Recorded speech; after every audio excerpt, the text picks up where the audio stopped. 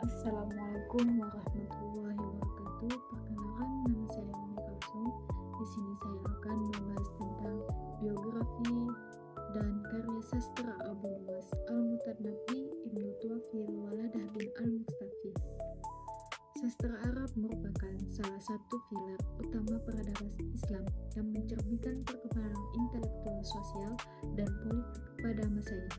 Dari era kekhalifahan Abbasiyah yang kosmopolitan di Baghdad hingga keemasan di Andalusia di Semenanjung, library sastra telah berevolusi dari tradisi lisan padang pasir menjadi bentuk seni yang kompleks, filosofis, dan eksperimental.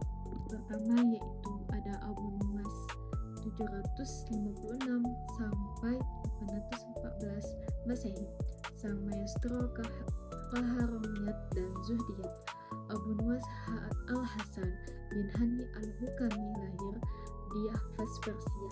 Ia tumbuh di tengah kemegahan Baghdad masa kekhalifahan Harun al-Rashid sebagai tokoh aliran mualad. Ia menolak gaya puisi mu'alakat pra-Islam yang selalu memulai puisi dengan tangisan di reruntuhan kemah. Bagi Abu Nuwas, sastra harus mencerminkan kehidupan kota yang nyata seperti taman, istana, dan perjamuan. Tokoh kedua yaitu adalah Al-Mutanabbi 915 sampai 965 Masehi, puncak keagungan bahasa Arab. Beliau lahir di Kufah dengan nama Abu At-Thayyib. Ia dikenal sebagai penyair yang memiliki harga diri tinggi atau an-nafs. Ia bukan sekedar penyair istana, ia adalah seorang pemikir yang menggabungkan retorika bahasa yang rumit dengan logika filosofis. Hubungannya yang legendaris dengan Syaf ad-Daulah di Aleppo menghasilkan beberapa karya madan atau lisan terbaik dalam sejarah. Salah satu puisi beliau adalah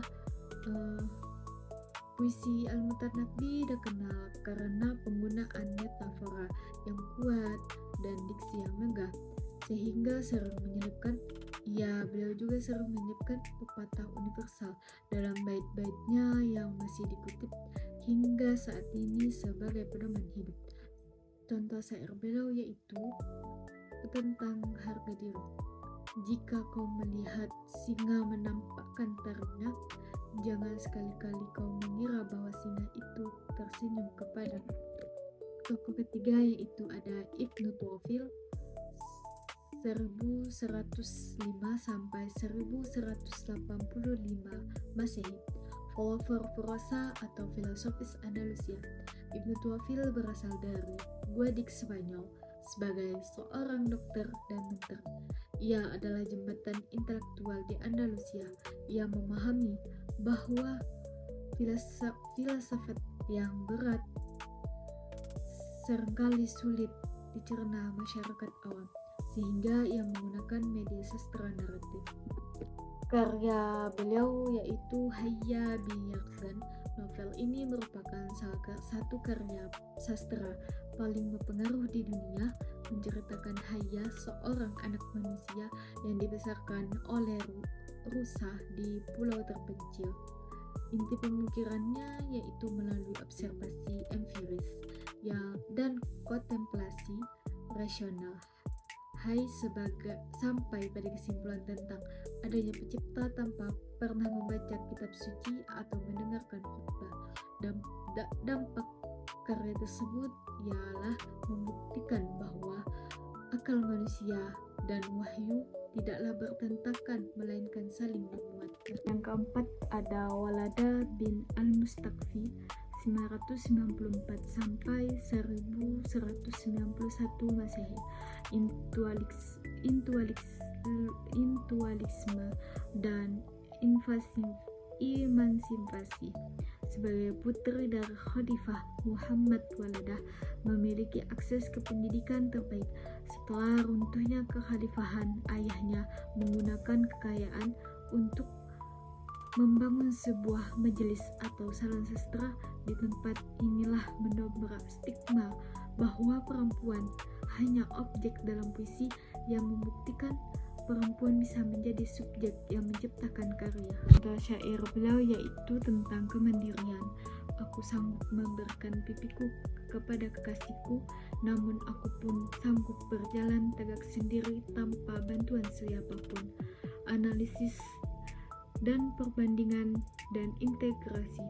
Keempat tokoh ini menunjukkan evolusi sastra Arab timur ke barat, yaitu yang pertama Abu Nuwas mewakili kejujuran emosional dan pembahasan struktur. Kedua adalah Al-Mutanabbi mewakili kekuatan bahasa dan martabat individu. Ketiga ada Ibnu Tuwafil mewakili kedalaman logika dalam bentuk fiksi. Dan yang keempat adalah Waladah mewakili kebebasan berekspresi dan identitas gender. Kesimpulan dari pembahasan di atas yaitu adalah sastra Arab klasik bukanlah entitas yang statis. Melalui Abu Nuwas, Al-Mutanabbi, Ibnu Tuwafil, dan Waladah, kita melihat betapa fleksibelnya bahasa Arab dalam mengekspresikan taubat, kesombongan, elegan, eksplorasi, sains filsafat, kemandirian perempuan. Karya-karya mereka tetap relevan karena menyentuh sisi universal kemanusiaan. Keempat tokoh ini juga menunjukkan bahwa Arab bersifat adaptif dari syair, religi Abu Nuwas, heroisme, dan Al-Mutanabbi, logika Ibnu Tuwafil, hingga mengantisipasi intelektual Waladah. Cukup sekian dari pembahasan saya ucapkan wassalamualaikum warahmatullahi wabarakatuh.